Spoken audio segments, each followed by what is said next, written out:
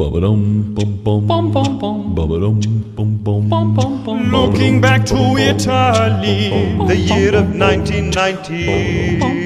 Can you hear me? Yes, I was part of Jackie's army for England in Cagliari. Can you name the Gary Cooke and Risteárd from Après Match, or the River Tenors, as we're here to talk about, who are the singing versions of your characters in one way. Yeah, they are. They're. I mean, we sort of. They emerged from the fact that we've all heard soccer chants in the terraces and all that over the years, and there's something about three Irish tenors as well that we always found just funny in itself. I mean, the necessity for three, number one, and when I remember saying it to Brian Friel, the playwright, saying one is too many.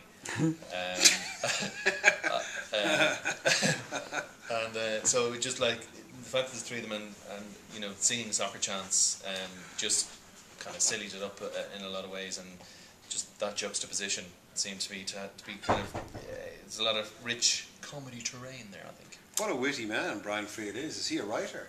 He should write for us. He should really take it up. It's a great name drop there, wasn't it? I was talking. I was talking to Brian Friel, yes. Yeah, because I was just talking to Billy Ocean. Yeah, so like Billy Idol, actually. Mick McCarthy, Kevin Moran, and Kevin Sheedy, Townsend, Staunton, Houghton, and McGrath, Cascarino and Aldrich too, and all I ever knew was we drew. What can people expect next Thursday in the National Concert Hall? Comedy, lots of it. No, I mean, they can expect there'll be some Après Match characters, that they would be familiar with dotted throughout the evening. But the spine of the show is the River Tenors singing a host of fabulously entertaining songs. They're based in sport, based in football, some of them, and with the backing of the concert orchestra, it sort of elevates it onto this massive scale, and you're singing things like number one, it's Gary Breen, at number two, it's Gary Breen, with the orchestra behind you. Yes. And it just makes it sound extremely important, and of course we're talking nonsense. That's okay, because I was just wondering what it was like to be singing the songs that you've written with the RTÉ Concert Orchestra inside, just in here. Well, it's amazing because even just rehearsing there, we were looking at the manuscript for the music, and we're looking at the score, and on the top it says "Everywhere We Go," and there are parts for oboe, clarinet, bass, drums, everything, and you're thinking like, wow, like that's we just came up with that in a room, you know what I mean? And so it's great when we heard it, yeah, you're immediately kind of lifted by it, and as I say, I think it kind of gives it a sense of kind of ridiculous importance, the words to these songs are juxtaposed. Yeah, it's the incongruousness of it is really, I suppose, where the comedy is, I guess. We think it's really funny. Yeah, they do. They think they're really funny. The yeah. RTÉ. Do you like comedy? Do you like I do. I just don't like the laughing part. Yeah. I find the comedy. I like comedy without the humour. Sure. I just don't like comedy. Sure. Comedy itself, I find a bit too much. Yeah, sure. I don't understand it. And have you talked to anyone about that? About your need to make people laugh. Do you have a problem, Gary?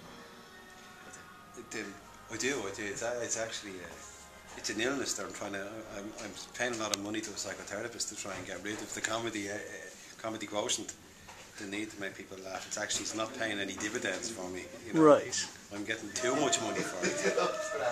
So if people want to help you in your recovery, they can come to the National Concert Hall next Thursday. Yeah. There's also some regular Après Match characters in there as well, by the way. And okay. Obviously there's some proper singers as well who will be there. So there will be a bit of proper singing. Okay, cool. Claudia Boyle is joining as well. He's a magnificent soprano. Yep. And an up-and-coming youngster called Pierce O'Donnell. No. It's a musical show with dollops of comedy. Brilliant. And then a tour coming up soon. tour coming up, yeah. April, May, we're doing smallish venues. We're in Carlow, Kilkenny, Bray, Donegal, Madison Galway, Square Garden Sligo. is one of the smaller ones we're doing. That's April, May, and we're in Cork as well at the end of May. So yeah. Carlow, did you say Carlow? Carlow, I did, yeah. On Greenock in Letterkenny.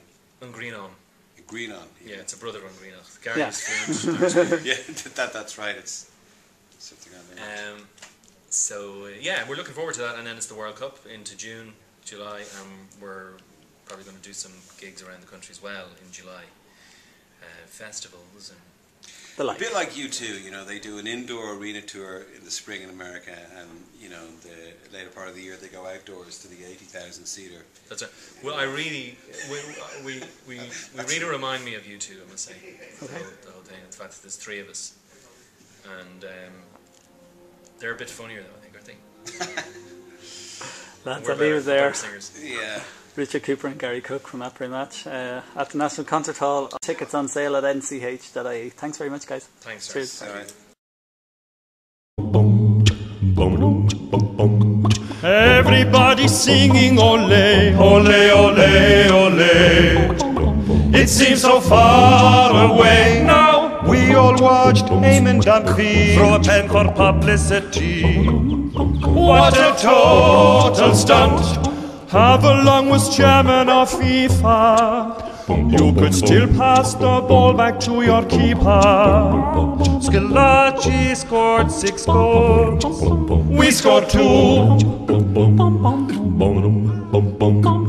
Looking to the present day, there is no ole. Can you blame the team? Yes, given Cunningham, Richard Dunn, and Ian Hart, Holland, Kilman, Reid and O'Shea, Morrison and Robbie too. But even when that team scored 2, they still drew. Ba-da, ba-da, ba-da-da-da-da-da-da-da-da-da-da-da-da. All we needed was to not concede. All we needed was to keep a lead. A playoff place was guaranteed. Then we drew. Donna, Donna, Donna, Donna, Donny. Bonner parried straight to Schillaci. The day our World Cup dream was stopped, at least we were locked.